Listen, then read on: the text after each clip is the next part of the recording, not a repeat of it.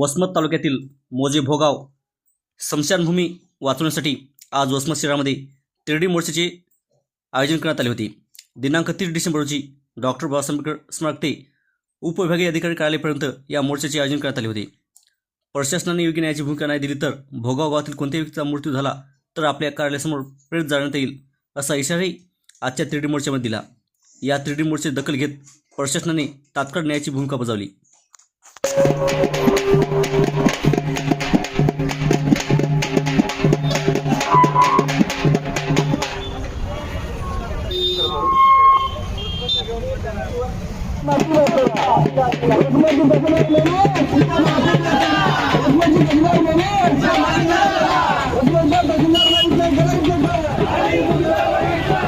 बघा ना, 100 वर्षापासून जी मशानभूमी आहे तिथं अंत्यविधी आतापर्यंत आम्ही करत आलेलो आहे। पुन्हा 2005ला त्याची सातबारासुद्धा तयार आहे, त्याचा फेरसुद्धा झालेला आहे। 7 गुंठे आर ही तिथं मशानभूमीची आमची नोंद असताना एकदम ADM साहेबांनी कशी कोणी आधार उडवली आणि आमची पर्यावस्था कोणती न देता कसं काय उडवण्याचा अधिकार आहे। तुम्ही यापूर्वी आम्ही 2-3 चर्चा केली, साहेबांना फक्त आम्हाला उडवडीची चर्चा केली नसून केली, कोणताही निर्णय घेतला नाही। पुढचा पाऊल काय राहिला? काय नाही, याच्यानंतर आता अंत्यविधी ज्यावेळेस होईल त्या दिवशी NTM साहेबांच्या पुढे आम्ही तिथं अंत्यविधी करतील, कारण आम्हाला जागाच नाही ना। कारण जर 7/12वरची नोंद असताना परंपरेनुसार आम्ही तिथं अंत्यविधी करतो, 100 वर्षाचा जर मोडीत असतील तर मग आम्हाला ही बी शासनाची जागा आहे ना। ADM साहेब थोडी जागा ही बी शासनाची जागा आहे, मग आम्ही ते येऊन अंत्यविधी करतो।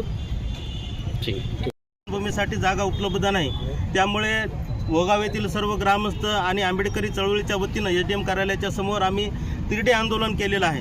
मित्रो, या ठिकाणी मेल्यानंतर जरी आमच्या माणसाची जर अवहेलना होत असेल तर आम्ही आंबेडकरी जनता या ठिकाणी गप्प बसणार नाही। येणाऱ्या काळामध्ये आमच्या समाजातला एखादा माणूस भोगावचा जर मयत झाला तर आम्हाला जागा उपलब्ध नसल्यामुळे आम्ही ADM कार्यालयाच्या समोर येणारा अंत्यविधी करणार आहे। भावनेच्या आधारावरती या देशामध्ये राम मंदिराचा निकाल लागला।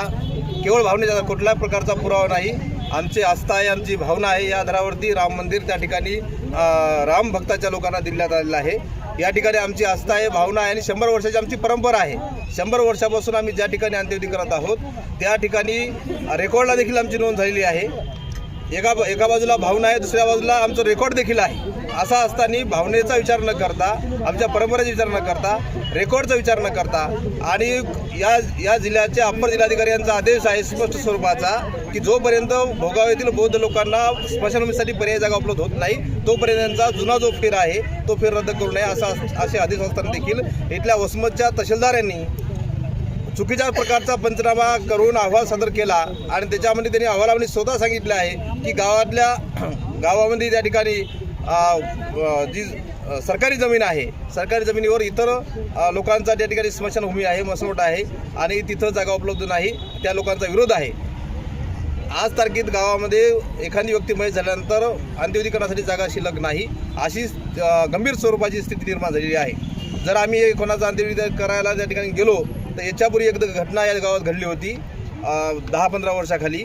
आमचं त्या ठिकाणी लाकडं रचले होते, ते रचलेले लाकडं फेकून दिले, नदीमध्ये फेकून दिले। 2-3 वेळेस त्या ठिकाणी प्रेताचा अवहेलना झालेली आहे, अवमान झालेला आहे, गंभीर स्वरूपाची घटना झाली आहे। त्या काळात सोशल मीडिया नव्हता, आज ही परिस्थिती जर घडली असती तर फार वातावरण चिघळलं असतं। हे का भोगावचा विषय नाही, या हिंगोली जिल्ह्यामधल्या संबंध बौद्ध लोकांचा हा विषय आहे, गंभीर विषय आहे। प्रशासनानं गांभीर्याने याच्याकडे घ्यावं आणि तात्काळ रेकॉर्डला 7/12वर बौद्ध स्मशानभूमीची नोंद करून द्यावी। जर नाही केली तर येणाऱ्या काळामध्ये याचे परिणाम इथल्या प्रशासनाला वाईट प्रकारचे भोगावे लागतील। काही जागा जोपर्यंत उपलब्ध होत नाही तोपर्यंत तो फेरफार रद्द करायचा नाही।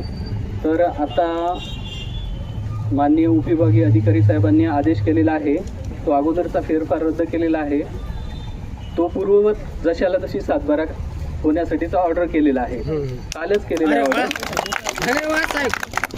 आणि आपल्याला जोपर्यंत पर्यायी जागा उपलब्ध होणार नाही तोपर्यंत तीच जे आता वापर करतो तीच स्मशानभूमी राहील। धन्यवाद। डॉक्टर बाबासाहेब आंबेडकरांचा धन्यवाद साहेब।